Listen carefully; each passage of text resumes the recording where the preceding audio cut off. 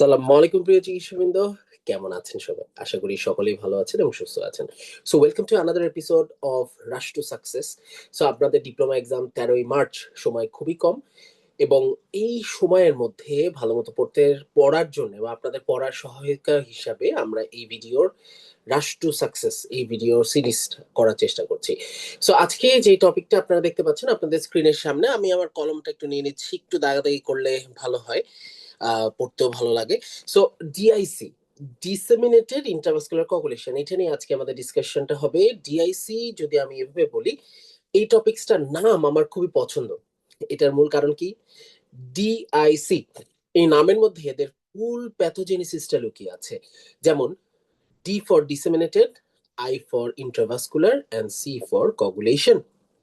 Disseminated intravascular coagulation, এই শব্দটাকে যদি আমরা সহজ বাংলা অনুবাদ করি তাহলে এরকম দাঁড়ায় যে ডিসেমিনেটেড মানে ছড়ানো ছিটানো, ইন্ট্রাভাস্কুলার মানে ব্লাড ভেসেলের ভিতরে, কোয়াগুলেশন মানে রক্ত জমাট বাঁধা।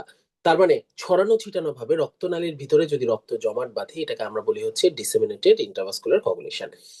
আপনি চিন্তা করেন, আপনি ছড়ানো ছিটানো ভাবে বিভিন্ন রক্তনালীর মধ্যে রক্ত জমাট বাঁধাচ্ছেন, আপনার কি ব্যবহার করতে হবে? আপনার ব্যবহার করতে হবে প্লাটিলেট। আপনার ব্যবহার করতে হবে কি? আপনার ব্যবহার করতে হবে ক্লটিং ফ্যাক্টরস। সো যেহেতু ব্যবহার হয়ে যাচ্ছে, এই জন্য এটার আরেকটা নাম হচ্ছে কনজামশন কোয়াগুলোপ্যাথি। যেহেতু ব্যবহার হয়ে যাচ্ছে, কনজামশন কোয়াগুলোপ্যাথি। কনজামশন কোয়াগুলোপ্যাথি মানে হচ্ছে এটা ব্যবহার হয়ে যাচ্ছে। আর এই যে আপনি এখানে কোয়াগুলেশন করছেন, এই কোয়াগুলেশনে কিন্তু ফিব্রিন এসে জমা হয়, কিন্তু ফিব্রিনটা পরবর্তীতে এটা ভেঙে যায়। ভেঙে যায় কি করে? ডি ডাইমারকে বাড়িয়ে দেয়, যেটা ডিআইসি একটা ইম্পর্টেন্ট ইনভেস্টিগেশন, যে একটা ডিআইসি পেশেন্টের ডি ডাইমার বেশি থাকে। সো এটার আরেকটা সুন্দর নাম আছে, এটার নাম হচ্ছে defibrination syndrome. Defibrination syndrome, okay. So acquired ডিসঅর্ডারের মধ্যে এটা হচ্ছে widespread systemic activation of coagulation with microbia, bleeding diathesis due to depletion of the coagulation factor and platelet. একদম ক্লিয়ার কাট কথাবার্তা। কজ অফ ডিআইসি এটা আপনারা পড়েছেন এর আগে, এটা এইভাবে একটু পড়ে ফেলতে হবে।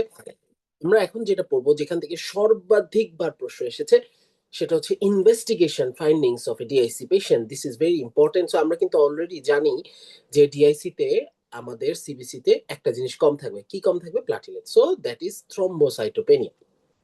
নেক্সট আমরা যেটা জানি, ক্লটিং ফ্যাক্টর গুলো কমে যাবে। আমাদের 14টা ক্লটিং ফ্যাক্টর যদি কমে যায়, তাহলে আমাদের টাইম গুলা কি হবে বলেন?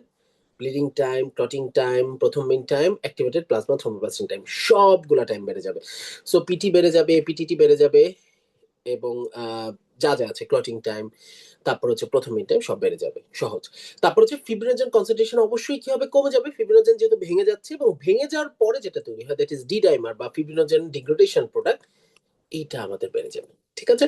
সো আমরা যদি একটা প্রশ্ন সলভ করি, দেখেন disseminated intravascular coagulation is characterised by, এই প্রশ্নটা কিন্তু মার্চ 2021-এর একটি প্রশ্ন, একদম রিসেন্ট ইয়ারে। ডিক্রিজ ফিব্রিনোজেন কনসেন্ট্রেশন পেয়েছি, true. Reduce activation, activated partial thromboplastic time, এক কথা মনে রাখবেন, সব টাইম বেড়ে যাবে, তাহলে এটা ফলস। রিডিউস ফ্যাক্টর রেট, অবশ্যই সব ফ্যাক্টর কমে যাচ্ছে, সেটা অবশ্যই ট্রু। রিডিউস প্লাটিলেট কাউন্ট অবশ্যই কমে যাচ্ছে, অবশ্যই ট্রু। এবং রিডিউস প্রথম মিন টাইম, এটা false. So that was another episode of rush to success. Let's meet in another episode of rush to success. সবাই ভালো থাকবেন, সুস্থ থাকবেন, আমার জন্য দোয়া করবেন। দেখা হবে নেক্সট কোন এপিসোডে।